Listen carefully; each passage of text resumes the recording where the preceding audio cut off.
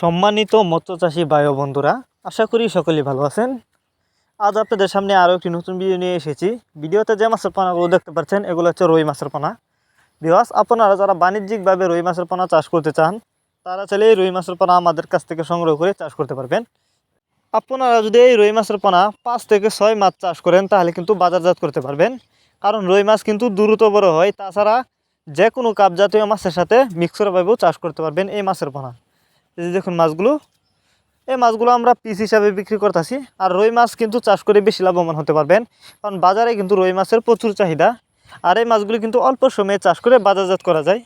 তো এগুলো হচ্ছে এই বছরের নতুন পোনা। যদি আপনারা কেউ নিতে চান আমাদের সাথে যোগাযোগ করে মাছগুলো সংগ্রহ করতে পারেন।